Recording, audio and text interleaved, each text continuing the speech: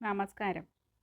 ഇന്ന് ഞാൻ പരിചയപ്പെടുത്തുന്നത് അരുന്ധതി റോയിയുടെ Mother Mary comes to me എന്ന പുസ്തകത്തെക്കുറിച്ചാണ്. ഒരു ആത്മകഥ എന്നതിലുപരി ഒരു സ്ത്രീയുടെ ആത്മസംഘർഷങ്ങളുടെയും അമ്മ മകൾ ബന്ധത്തിൻ്റെ സങ്കീർണതകളുടെയും ഓർമ്മകളുടെയും സ്വാതന്ത്ര്യത്തിനായുള്ള തിരച്ചിലിൻ്റെയും കഥയാണ് ഈ പുസ്തകം.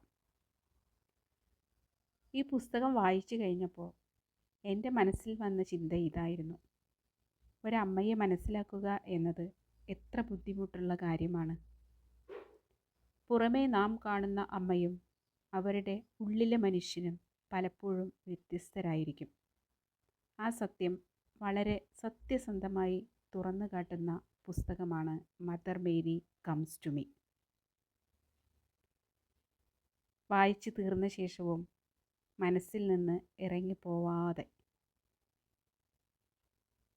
അരുന്ധതി റോയിയുടെ ജീവിതത്തെക്കുറിച്ച് നമുക്ക് പലതും അറിയാം. പക്ഷേ ഈ പുസ്തകം വായിക്കുമ്പോൾ ഏറ്റവും ശക്തമായി മനസ്സിൽ പതിയുന്നത് അവരുടെ അമ്മയായ മേരി റോയിയാണ്. അസാധാരണമായ ധൈര്യവും ഉറച്ച നിശ്ചയദാർഢ്യവുമുള്ള സ്ത്രീ. ധൈര്യത്തിൻ്റെ മറ്റൊരു പേരാണ് മേരി റോയി എന്ന് തോന്നിപ്പോകുന്ന വിധം. കോട്ടയത്തെ പള്ളിക്കൂടം എന്ന വിദ്യാഭ്യാസ സ്ഥാപനത്തിൻ്റെ സ്ഥാപക. ക്രിസ്ത്യൻ സ്ത്രീകൾക്ക് പിതൃസ്വത്തിൽ തുല്യാവകാശം നേടിക്കൊടുക്കാൻ സുപ്രീം കോടതി വരെ പോരാടി വിജയിച്ച പോരാളി. പക്ഷേ ഒരു ചോദ്യം ഈ പുസ്തകം നമ്മുടെ മുന്നിൽ ഉയർത്തുന്നു: ഒരു വലിയ പോരാളിയായിരിക്കുക എന്നതും നല്ലൊരു അമ്മയായിരിക്കുക എന്നതും എല്ലായ്പ്പോഴും ഒരുപോലെ ആയിരിക്കുമോ?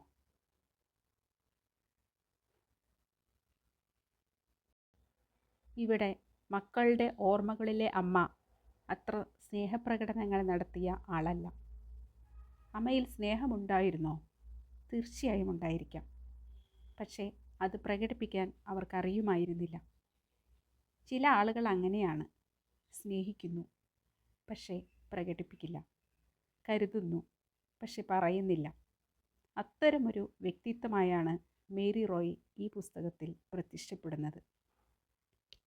പുസ്തകത്തിൻ്റെ പല ഭാഗങ്ങൾ വായിക്കുമ്പോഴും നാം സ്വന്തം അമ്മയെ ഓർത്തു പോകും. അമ്മ പറഞ്ഞ ചില വാക്കുകൾ, അമ്മയോട് പറയാൻ കഴിയാതെ പോയ ചില കാര്യങ്ങൾ. നമ്മുടെ ജീവിതത്തിലും ഇത്തരം അനുഭവങ്ങളുണ്ടല്ലോ. അതിനാലാകും ഈ ആത്മകഥയിൽ ഒതുങ്ങാതെ നമ്മുടെ ജീവിതത്തിൻ്റെ ഭാഗമാകുന്നത്. അരുന്ധതി റോയ് ബാല്യകാലത്തെക്കുറിച്ചും കൗമാരകാലത്തെക്കുറിച്ചും വളരെ മനോഹരമായി എഴുതുന്നുണ്ട്. ഡൽഹിയിലെ ജീവിതം, ഏകാന്തത, പഠനം, ബന്ധങ്ങൾ, സ്വന്തം വഴി കണ്ടെത്താനുള്ള ശ്രമങ്ങൾ, ഇതെല്ലാം വായിക്കുമ്പോൾ ഒരു പെൺകുട്ടിയുടെ വളർച്ചയുടെ കഥയുമായാണ് ഈ പുസ്തകം കടന്നു പോകുന്നതെന്ന് തോന്നിപ്പോകും. പിന്നീട് അരുന്ധതി റോയ് എഴുത്തുകാരിയായി വളരുന്നു. The God of small things ലോകശ്രദ്ധ നേടുന്നു. ബുക്കർ പുരസ്കാരം ലഭിക്കുന്നു. ജീവിതം മാറിമറിയുന്നു. എന്നാൽ പ്രശസ്തിയും അംഗീകാരവും ലഭിച്ച ശേഷവും മനുഷ്യരുടെ ഉള്ളിൽ ചില ശൂന്യതകൾ അവശേഷിക്കുമല്ലോ. ആ ശൂന്യതകളിലൊന്നാണ് അമ്മയുമായുള്ള ബന്ധം.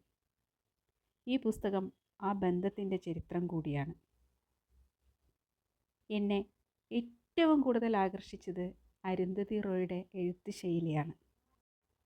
വേദനയെക്കുറിച്ച് പറയുമ്പോഴും അവർ നമ്മളെ കരയിപ്പിക്കാൻ ശ്രമിക്കുന്നില്ല.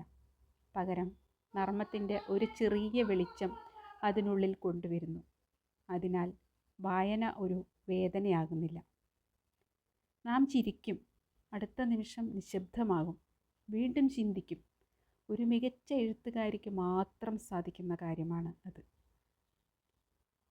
പുസ്തകത്തിൻ്റെ അവസാന ഭാഗങ്ങളിൽ അമ്മയും മകളും തമ്മിലുള്ള ബന്ധത്തെ പുതിയൊരു വെളിച്ചത്തിൽ കാണാൻ തുടങ്ങുന്നു. ജീവിതത്തിൽ ചില ബന്ധങ്ങൾക്ക് വ്യക്തമായ ഉത്തരങ്ങൾ ഉണ്ടാകില്ലല്ലോ. ചില ചോദ്യങ്ങൾ ചോദ്യങ്ങളായി തന്നെ അവശേഷിക്കും. ഈ പുസ്തകം അത്തരം ചോദ്യങ്ങളെ സ്വീകരിക്കാൻ നമ്മെ പഠിപ്പിക്കുന്നു. അവസാനമായി പറയുകയാണെങ്കിൽ, Mother Mary comes to me ഒരു ആത്മകഥ മാത്രമല്ല. അത് ഒരു മകളുടെ അമ്മയിലേക്കുള്ള യാത്രയാണ്. ഒരു സ്ത്രീയുടെ സ്വാതന്ത്ര്യ അന്വേഷണമാണ്. ഓർമ്മകളുടെ പുനർവായനയാണ്. അതിലുപരി സ്നേഹം എല്ലായ്പ്പോഴും ഒരേ ഭാഷയിൽ സംസാരിക്കില്ല എന്ന തിരിച്ചറിവാണ്. വായിച്ചു കഴിഞ്ഞാലും മനസ്സിൽ ഏറെ നാൾ നിലനിൽക്കുന്നൊരു പുസ്തകം. അരുന്ധതി റോയിയെ ഇഷ്ടപ്പെടുന്നവരും അമ്മ മകൾ ബന്ധങ്ങളുടെ സങ്കീർണതയെക്കുറിച്ച് വായിക്കാൻ ആഗ്രഹിക്കുന്നവരും തീർച്ചയായും വായിച്ചിരിക്കേണ്ട ഒരു കൃതി. എത്ര ദൂരം സഞ്ചരിച്ചാലും അവസാനം വീണ്ടും അമ്മയുടെ ഓർമ്മകളിലേക്ക് തിരിച്ചെത്തും എന്ന് ഈ ആത്മകഥ നമ്മളെ ഓർമ്മപ്പെടുത്തുന്നു. ഈ പുസ്തകം നിങ്ങൾ വായിച്ചിട്ടുണ്ടോ? വായിച്ചിട്ടുണ്ടെങ്കിൽ നിങ്ങളുടെ അഭിപ്രായം കമൻ്റായി പങ്കുവെക്കുമല്ലോ. അപ്പോൾ വീണ്ടും കാണാം അടുത്തൊരു പുസ്തക പരിചയവുമായി. നന്ദി.